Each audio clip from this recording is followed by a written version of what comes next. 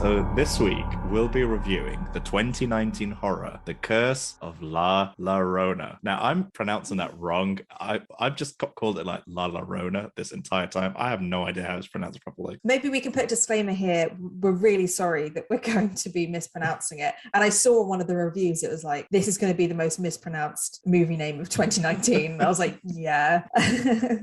So The Curse of La Llorona is directed by Michael Chaves and stars Linda Cardellini as Anna. Find your Fright Fix anywhere you listen to podcasts. Follow us on social media at Fright Fix Podcast and subscribe to our YouTube channel, Fright Fix. So before we continue, as always, if you've not seen the movie, hop onto Netflix or whichever online streaming service you got, or you can just buy the DVD from a secondhand shop. Old times. Yeah.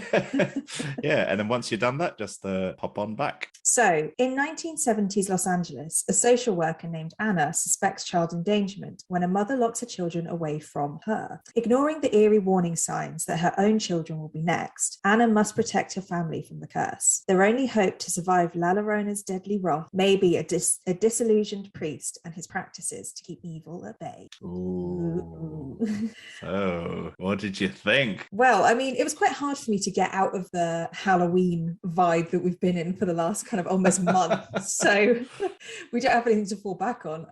I think it, as an overall thought, I think we're kind of going back to those horror films to scare you, like to just knock your socks off a little bit. Yes. Kind of follows the same patterns. There's a lot of other horror films of there's a curse, they don't believe it. Stuff starts happening, then they have to call a priest and they have to figure it out, you know. Yes. It's a formula that they're following. I did think that it was quite scary, to be honest. Like, for some reason, maybe it's because I was watching it by myself. It was actually really scary because it was one of the bits where, you know, they're building up to an obvious scare and my fire alarm went off. And honestly, in your house, in my actual house, and I have never been so scared in my life. It took me about 20 minutes to get my heart rate to go down. It was like in my brain. I was so scared. It just completely shook me because it was like I'm watching something scary on the TV and then something scary happens in real life and then I can't quite. Yeah. So that really freaked me out. So maybe I'm thinking it's more scary because of that rather than that this is scary. But, you know, I was already a little bit scared by the time the fire alarm went off. So, you know, there's something to be said there. I think it's filicide when parents kill children. But the idea of filicide is really interesting as a horror trope, I think. And it has been used before. And it seems to come up a lot with female ghosts, like their origin stories are that they killed their children and now they're kind of roaming the earth trying to figure out, you know, what happened and stuff like that, or their children have died. Right. And I just, as a thought, I thought it was very interesting that it's always women who are portrayed that way, like the ghosts of women are often, you know, reuniting with their children or trying to find someone that's lost. Right. And then a lot of male ghosts are violent or scary in terms of like they want retribution or revenge for something. And I don't know, I just thought it was an interesting concept of this woman who is clearly going after children. And it happens so much. Like, I don't know why it's so scary, but it is. Like when you watch a film where children are the main target, and horror films do that a lot. And so, yeah. But yeah, I enjoyed it. I think obviously later I'll say things that I didn't like, but it is kind of just your basic horror film in my mind. Like, didn't really do anything out of the ordinary or anything I didn't really expect. And there wasn't much depth to it in certain ways. Like, I think they could have done more with some of the ideas. So I'm kind of in a bit of a middle ground. So I think as we go through, I'll probably make more of it. Because sometimes I come on this podcast, I'm like, I know what I want to say. Like, I liked it or I didn't like it. With this one, I'm kind of like, I'm not overly sure yet until we start speaking about it. We'll see what comes out. Exactly. But yeah, so those are my kind of first ponderings. What about you? Well, my first ponderings. I don't know why I said that. I don't think I've ever said that before. I like it. I think that's what we should call this section the first ponderings. I love how whenever filmmakers want to show that scene is set in Mexico or like south of the North American border, they just like boost up the yellow filters or the yellow saturation. Yeah, and it's like orange. It's like, oh, it must be a hot country. Yeah, well, whenever it's like super yellow, it's like, oh, yep, they're definitely in Mexico. Definitely in Mexico. And that's how the movie opens. But I agree with a lot of what you said. So there's not really much I can add to that other than the movie reminded me a lot of Drag Me to Hell. Interesting. So like that whole kind of having a curse put on you, Yeah. like stuff. And except this was scary and not a comedy. Yeah, it was like Drag Me to Hell makes fun of films like this. Yes. Yeah. Yeah, absolutely. Yeah. But I think you touched upon something quite interesting about the filler side. And I think the thing with horror movies, like a really good horror movie, in terms of that scariness, I think it's when you cut away all the kind of civilization and all the kind of societal rules that we've put in place. Like there's these really primal things that are these core truths that it doesn't matter what color you are or which part of the planet you're from, you'll find it scary. Yeah. I think like a mother grieving the loss of a kid or something is quite a scary thing. And maybe, I don't know, if you go back to caveman times or whatever, maybe guys were the ones that went out and bashed things over the head and were the angry kind of brawling types. I mean, there's these kind of underlying primal things where it doesn't matter how much you dress things up, those things will always be true forever or whatever. It's just, and I think if you play with those right, those can be the most scariest things. Yeah, you're so right. And like it's so unnatural to think of a parent killing a child that it's like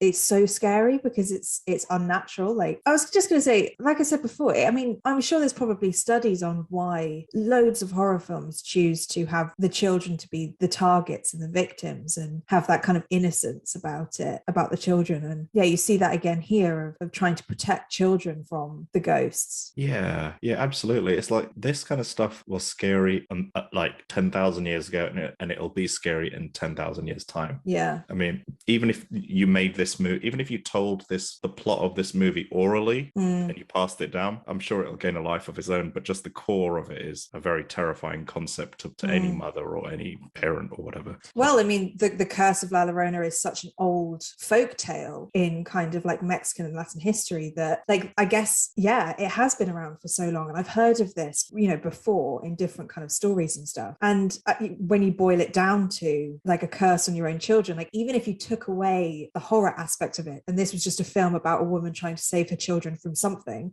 like so many other films do, it's still really scary because there's that tension of trying to protect the innocent and, you want to help in any way you can. And, that's what's quite gripping about these films. Yeah, absolutely. So what did you think of the acting and the casting? So Linda Cardellini, I felt, was like the MVP in this movie. Yeah. I thought her acting was great. And I think the fact that she took the role so seriously is kind of what gives the film the ounce of credibility it has. Yeah. I mean, she's a damn good actor anyway, like hands down. The fact that she plays like a struggling mother who works for Child Protective Services, she's like the opposite of La Llorona, who is like a child murdering villain. Like that's such a good point, actually. Yeah, and it's I thought she did a great job. She held this movie together. She was the glue that kept this whole thing kind of together and kept the movie kind of pacing forward. So I was very happy with her. No complaints whatsoever. I just had a kind of a weird out of body experience when I was watching the movie because Patricia, the mother who loses the two sons. Yeah. Something that just didn't add up in my head was like in the early 2000s, she was the villain in two huge Hollywood action movies. Oh, really? Yeah, she was the villain in The Mummy and The Mummy Returns. Really? Yeah. I think she was Anuk-Sunamun and I'm just thinking like 20 years later, now she's that mother crying in some low budget horror movie. Oh God, how times change. Yeah, it was weird, man. And I remember she did like a voiceover in a video game back in the day and everything. And I mean, I'm glad she's still working, but it's just it's just a surprise to see her in that role. Yeah, man. It was kind of it was a bit odd, but I mean, she was fine. I mean, she was good. I mean, she did what she had to do for the role. Yeah, and I believed her as a mother who had just lost two kids and was fearful that she was about to lose two kids or whatever. Yeah, I had one kind of problem character, and that was the preacher dude, and I think his name was Raphael or something. Yeah, I mean, he was a good addition to the team, but I just felt like he was a bit one note. He was it's like on a piano, like literally on a piano. If you just kept tapping one note for every single line of dialogue he said, it was just. You're so right, and I you've put into words what I'm thinking about that character. Like that is it. It's just flat. It's just And I just I was thinking of ways to improve him. Like, how would I improve him? There's a part of me that thought what would have been interesting is if he was. I mean, he obviously in the film he's like this kind of priest kind of character who I don't know, what does he do? Like get demons out of homes or out of people or whatever. Yeah. But what I think would have been interesting for him to give him any kind of character was if he was like a charlatan, and he was a respected exorcist in the community or whatever. But then this is his first actual experience, right? Like actually dealing with something like this. So you see his character progress and eventually beat La Llorona. Or something. It's just because in this movie, I mean, I don't know if it's the actor's performance. I can't quite put my finger on it. Is it the actor's performance or was it just a flat script? And a part of me is veering towards the actor's performance. Yeah, I think I wrote that as well and just said, like, I didn't quite believe him. Like he just didn't work for me. I think he might have been brought in too late. Like they'd spoken to this other priest who then said that they should speak to him. And then by that point, it was like 3/4 of the way through the film and you're kind of introduced to whoever the savior's supposed to be. Yeah. And then he had a few like comedic lines that for me just didn't fall right. And I think that might be the delivery rather than like the lines were kind of funny. Yeah. But the delivery of the lines weren't great. No, I agree with you. You know, the other priest that they saw, he's actually in the Annabelle movie as well. I thought he was, which actually is something that I didn't like about this film, is the way that they just shoehorned that Annabelle reference into the film. Like they literally like, here's a flashback of Annabelle, just so that you know it's. I didn't know it was in the same universe until they did that, and I was like, come on, you could have thought of something a little bit more creative than just being like, I worked with a doll once, and then show Annabelle. Like, it didn't mean anything. I just was like, okay, and like, where this could have been interesting, maybe. I only just thought this right now is if when the whole, you know, before they get to the priest, is if so you know when they meet the first priest who recommends someone, if that priest recommended the Warrens, I would have much preferred that. See, that is perfect. Like even if it's just a recommendation that they don't use, if they were like, oh, have you heard of the Warren family, and then get, you know, and then they say, oh no, I don't know, not that they're not available, because that'd be a bit like, all right, but something that ties those two together, that would have been a great way of reminding people you're in the same universe. But just the flashback is like, okay. I would have I'd have any excuse to see the Warrens in any movie, but when I say the Warrens, I mean as in the Conjuring universe Warrens and not the real ones. Not the real ones. I don't know, I wonder whether part of me thinks that it might have been more interesting if Raphael was a periphery character where Anna went to him and got the knowledge about the curse and then did it herself rather than him coming in. So like she could have been the person who, you know, saved the family in the end, because his character for me didn't do much in the house. You know, it might have been cooler for him to be that the way of getting the knowledge about the origins of the curse and really delving into it and making it really interesting, and then they go away and do it themselves, or, you know, make his character a bit more substantial. I don't know. I think you might be right, because he didn't do very much, just kind of give his time back to Anna and let her kind of go on a bit more of a journey. That might have been a better way to do it. I just kind of wish they cast a better actor for him. It's interesting that we both picked up on it, because I kind of didn't know what I didn't like about it, but because you picked it up as well, it's like, okay, there was something there that I just didn't know how to feel about him.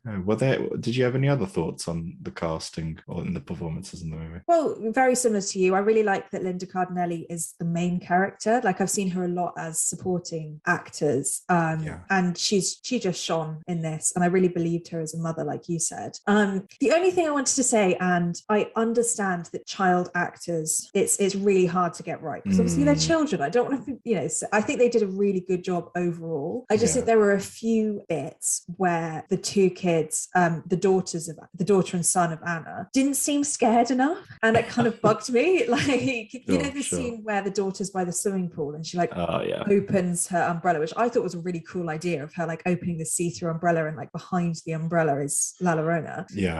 She didn't seem to be that bothered about it, and I was like, if I saw that, I would have, you know, screamed to high heaven and run inside. Like I would not have been stood there like, let me go and get my umbrella that's been, you know, very purposely put in the pool. And then at the end as well, when they just kind of carry on with their life, like they've just been through this most traumatic time, and then they both like skip into the house, and it's like, come on, like can't they at least look like they've been slightly traumatized? Like, that's what a lot of these movies, a lot of the horror movies we reviewed, there's very few of them where there's any real trauma in any of them. Like especially at the end of the movie where they need to go into like therapy to recover. Yeah, and it's like, and it's the end, it's gone. I'd be like, well, I'll always be looking over my shoulder because I know now that they exist. And that's what was so good about Halloween 2018, because you see that trauma as it progresses, like for the characters. But that's the only criticism I have of the kids. I think overall they did a really good job. I think the two boys from the other family, the little one was so sweet. He was so small.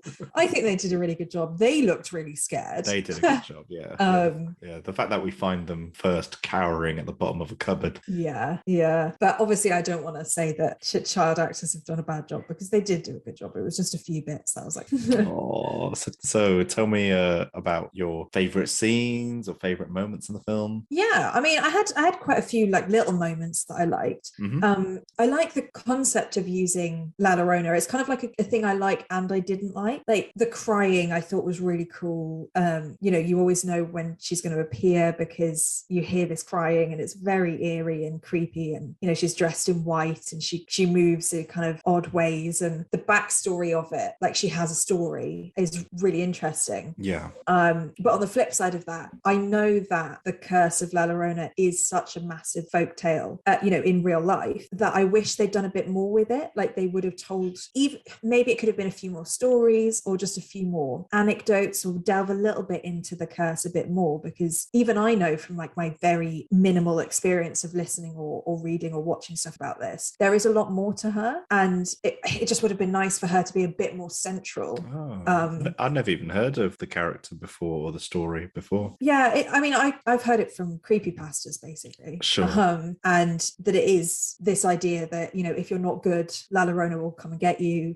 Every country has a different version of La Llorona, I think. Okay. But the kind of Mexican version, I don't know if it's in other Latin countries, but like definitely in Mexico, there's it's just that thing that you tell your kids to make them behave, and then it becomes something more. There's lots of horror stories around it and books that are kind of based on it, and so I know that there's a lot that they could have done with it and they didn't, and I was quite excited to like learn about it a bit more. But I've kind of said something I don't like when I'm supposed to be saying what I do like, but the idea of it was quite cool. No, it's good that you kind of showed like the flip side, like to both sides of that same coin, so it's kind of cool. Yeah, and I think if you came into it blind, like it's just a really cool idea, but then you just want to see a bit more. I liked the references to the different cultures, like when they were showing the funeral and they were blessing themselves, so that and there was like a few bits where you learn new things, like when they went to the priest's thing and he was telling them about all the different things they could do, like the light and stuff. Again, kind of wanted a bit more of that culture and like learn a few more things. If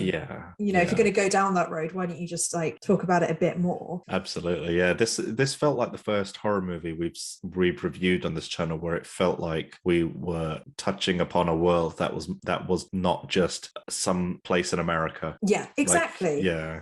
And it almost just missed that mark a bit by not doing it. And I'm surprised, because it, like you say, it's like a really interesting thing to look at different cultures. And I think it was a bit westernized, maybe that's the issue, or too westernized to the point where you're losing a bit of the history behind it, which would have been really interesting to know about. But there are glimpses of those cultures throughout the film. And I'm sure if you were Mexican, you'd be like, well, there's so much more that could be put into this film that they've just completely missed out. And Yeah, I know exactly what you mean. It's like every time, whenever I see like Bollywood or Indian culture represented in a Hollywood movie, it's always this Diet Coke diluted version of it. Yeah. Whenever they show like a Bollywood dance in an American movie, it's always this kind of, what does a white person think a Bollywood dance looks like? And it's always kind of like, I remember when Slumdog Millionaire came out and people went crazy over the dances in there and stuff, and I was like, this is like someone's old auntie just talked about it to someone, and then that person that heard the story like Chinese whispers it to the I mean, to me it was just like really whatever. It was really tame and really so interesting. It feels like in this film it almost feels like they had one consultant who told them a bit about the backstory, and then on a post-it note, and then just that's all they did. And so like I said, I like the umbrella scene where she like opens the umbrella and she sees La Llorona behind it. I thought that was really cool. I thought the car scene when the little boy is like running into the car was so scary. I was so scared because like he closes the window, and sometimes I have this when I'm in cars or if I'm in like where the windows are dark. I always think like, what if a face face just bam, like comes out of nowhere. And that's exactly what happened in that car window, and just kind of like screaming or crying or something. And it's very Michael Chaves, I think. It's very like in your face scary, but it was still pretty scary. So I was like, oh, that's quite cool. And definitely. They're kind of like isolated in this car, and their mum's like away doing her job, and you just feel really sorry for them because they just don't know what's going on. And yeah, I thought that was a good one. I thought the bath scene was scary as well, when the little girl's having the bath, and then La Llorona starts washing her hair. And it was that weird, balance between really scary, but also she's trying to be affectionate, like washing her hair. And you get a bit, and that for me creeps me out, because it's not just someone like bam, jump scare, and then they go away. It's like, oh, this person's like touching her and being affectionate, but then trying to murder her at the same time. Yeah. And I think if they'd done a bit more of that, it would have been really spine chilling, because that concept that there's like a balance being had between La Llorona as a mother and La Llorona as a murderer could have been so cool. Like, even if I wish they did. you're right. And I was thinking, like, what if they had at the beginning that it's kind of, I don't know if you ever read Turn of the Screw, but it was like the kids think that the ghosts are friends with them, and then they turn out to not be. And like maybe something could have happened like that in this one, where the kids, that they think of them as like La Llorona's like another mother, like she's really nice and affectionate, and then she tries to kill them. And so her character is a bit more evolved, and the kids don't know whether to trust her or not. And then it could have been really interesting. So there were glimmers of it, but they never quite went that far. And it's not like the film was short, because it was almost 2 hours long. It wasn't. So no, they had plenty of time to get some meat in there. I think so. And just maybe someone needs to just take a step back from this film and look at it as a whole and say, right, what are we trying to do here? Like, what's our aim? Are we just going for the jump scares? And if they are, I suppose that's what they've done. But it's called The Curse of La Llorona. It's not called The Haunted House of the Family. Like, for me, it's supposed to be about her and a bit more about her story. And I just think again, I've just literally said all the bad things when I was supposed to be doing the positives. This is interesting. Was there anything you liked about the film? Oh man, you've already said it. You've said it all. Yeah, it's I liked when we first come to 1973 and we see the family. We go into the house and the family's running around the house and the camera's following them around for like a minute or something. And I liked how it showed the layout of the house just in that one moment. But then they don't really do anything with it afterwards. So I thought they were showing us the layout of the house so we as an audience kind of know where stuff is in the house. So when get our bearings, so when crap hits the fan later on, then we kind of, we're more invested in the location as well. But yeah, so that's the flip side of that coin. I like the bit where this is the second time I'm watching the film. I saw it once when it came out. The same year it came out, and then obviously now. And I like the bit where Linda Cardellini opens the cupboard door, and she sees the two little kids at the bottom, and then the kids say, "Close the door, she'll hurt us." And then Anna goes, "No, she won't, I promise." Now, the flip side of that, I mean, one of my kind of dislikes, I'll say early, is I wish they didn't have the opening flashback sequence in the film, the bit in Mexico. I kind of wish it just started in present day, and then that maybe the film was a bit of a mystery where when when the kids say she'll hurt us, obviously as an audience you already know they're talking about La Llorona. That's such a good point. But if they didn't have that opening scene with La Llorona, maybe La Llorona could have just been like this kind of myth or something, this kind of urban legend, and then maybe the audience would have thought, maybe their mother is a bit of a nutcase or something. But so that mystery is already lost, so then it's like we're not going on that journey with Linda Cardellini's character. We're kind of just waiting for her to figure out. And I think these kind of movies, or just movies in general, are so much more effective when the audience figures it out maybe a split second before the character does, whether you're right there with them. You have an oh my god moment and you're completely hooked. And maybe maybe throughout the movie people wonder, the person who's committing all these crimes or whatever, is it that crazy mother? Is it her that's doing it? I don't know. But honestly, that I would watch that film. That sounds so good. And also the idea of La Llorona in itself is a folktale, is something that is whispered to people. And so if you use that as the basis of the film, it makes it more scary and believable, because people do say, oh, was it La Llorona? Was it not? No, you're crazy. It's never going to be her. And then it turns out to actually be her. It's much more in keeping with reality of how she's portrayed.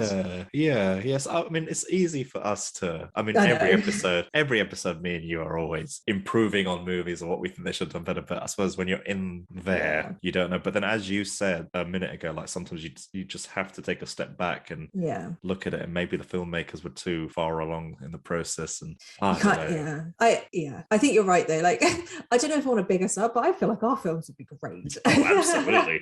Right, fixed productions. And I really like the two scenes you described, like the swimming pool scene and the car scene. And just for anyone listening, I just want to describe the two scenes very briefly. So the swimming pool scene, so you got the little girl and she's outside, and it's like, I think it's like raining or something, and it's like she's standing by the swimming pool, but she has her umbrella, which happens to be transparent. She points the umbrella to the swimming pool, and then she opens the umbrella, and each time she opens it, it's a transparent umbrella. Each time she opens it, La Llorona can be seen through the umbrella, but when she moves the umbrella away, there's no one there. And then when she moves the umbrella back, La Llorona's there. That was, I probably just ruined the scene, but that was quite even watching it a second time, it's still a scary scene. It is, because it's unique. Like, I don't think I was expecting that when the umbrella opened. You're like, oh my god, there she is. No. And the other one's the sequence in the car. Like, that one got me as well. Like the kids in the car, and he's there with his sister, and they're in the dark, and then slowly one of the windows starts unwinding itself. Yeah. Oh god, And then the kid grabs it and stops it, and then suddenly all the windows start unwinding themselves, and then all the car doors unlock themselves or something. It's just what you were talking about, like someone appearing on the other side of the window of the car. I thought the same thing. I had a false memory in my head where I was thinking, does La Llorona appear through the window? Like, do we see her reflection or something? But it didn't happen. But it's so creepy. I find I think you summed it up really well. I can't really add anything more to what you've already said, to be honest. I think there's one other thing that I was just thinking about then that I did like the idea of. Like, I like the concept of, when they're in the attic and La Llorona, like, she becomes her old self, like she's not a demon anymore, she's just herself. I really like that idea as a concept, because you get to see kind of behind the scary demon and see what the person was like before, and it's quite an emotional moment where you're connecting with the person, because ultimately most of these ghosts and demons started off as humans and something happened, and so you see that human side of it again. And I would love to see a film where they explore that more, almost like the origin stories of the demons before they were demons. So you got a little glimpse of that, and then she looks in a mirror, and she kind of turns back into La Llorona again. But there was a bit, and I liked that it changed the pace of the film. It went from scary to a slower, slightly emotional scene. And then it went back to scary. So it was like, oh, there's something interesting happening there. I mean, any filmmaker that can find, or even writer more so than anything, I guess, but that can find some kind of emotion or some kind of sympathy in a villain, has succeeded, I think. Like, if you can kind of show that duality in the villain, that's quite impressive. I think you're right. Well, we've kind of said what we don't like, but are there any other bits that you kind of didn't like that we haven't touched on? Yes, a few. As I mentioned earlier, I think they should have dropped that flashback sequence at the beginning of the film, just to kind of add a bit more mystery throughout the film, because I don't think that opening scene really added anything to it. No. And they'd repeated the flashback again later on down the movie anyway, so didn't have to be there. I wasn't quite sure how I felt about that egg scene. When the guy's like, he has these eggs, and he's like, if there's evil in this house, then the eggs will tell us whatever. And then he breaks, he chants some kind of incantation or prayer or something, and then he breaks the eggs, and inside the eggs, the yolks and everything are all black. Yeah, like steamy. So I just couldn't help feeling like maybe it was just his flat acting as well. But when he was speaking Spanish or Latin or whatever, when he was doing his spell or prayer, I just couldn't help feeling like, is this some kind of really cheap appropriation or manipulation? I couldn't quite put my finger on what it was. It just felt it was, because I know that eggs are used as like in lots of different cultures as like a way of blessing something. So when I saw that, I was like, I don't know where I've seen it before, but I definitely think that there is some cultures that use eggs as a way of being able to bless something. But you're right, it didn't come off like that. It kind of came off as a very strange practice, and the way that the eggs burst and things at the end, it was like very on the nose. Something just didn't feel right about it. I think you've summed it up quite nicely, and I'm glad I wasn't alone when I was thinking of that scene. And as I mentioned earlier about changing the character of that priest, maybe he could have been like some kind of con man or something that makes stuff up to impress the family. But then when he's exposed to a real demon, you kind of, I don't know, see him either develop and improve as a character, or maybe he's, I don't know, found out for what he actually is. Yeah, some kind of progression there, because as the film stands, his character kind of doesn't really do anything. And maybe they could have touched upon his, you know, how he kind of like walked away from the church in a kind of way. I think he was going down that path and he walked away. Maybe it had a bit more there. And then the bit which they do in every one of these movies almost, you know, when the priest, when Raphael puts the fire tree seeds at the threshold of the house so La Llorona can't get in, and then after the girl drops her doll on the other side or something and she has to go reach for it, and then she breaks the seed line. I'm just like, in every one of these movies there's always a kid that does something stupid, infuriatingly stupid, and it's like the one place where everyone in that house should have stayed on guard was around the doorways. Around the doorway, and then they just let this kid. I know. It's so frustrating, and you know it's going to happen as well. Like, because it would be too easy to be like, okay, well now she can't get in. It's like, right, who's going to be the one who breaks like this very obvious protection?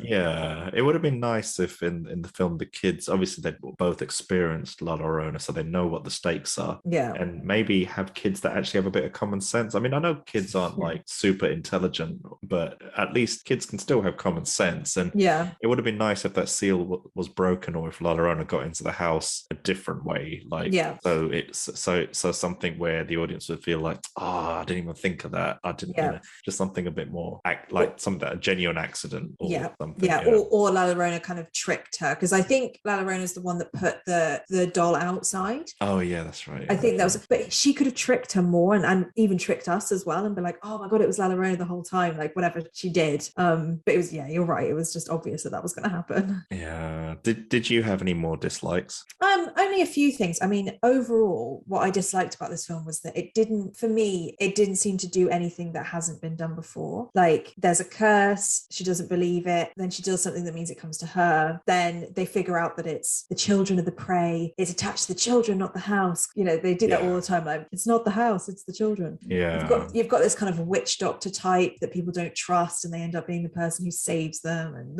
you know, it's like, and it just does follow the normal route of a horror film, which, you know, entertainment wise, great. When you're reviewing it for a podcast, you can pick it apart and say, you know, this doesn't have a lot of depth to it. And the fact that I think they missed out on a lot of potential here with the origins of La Llorona and the idea of using that culture and bringing that into a Western film is so interesting, and it just wasn't really there.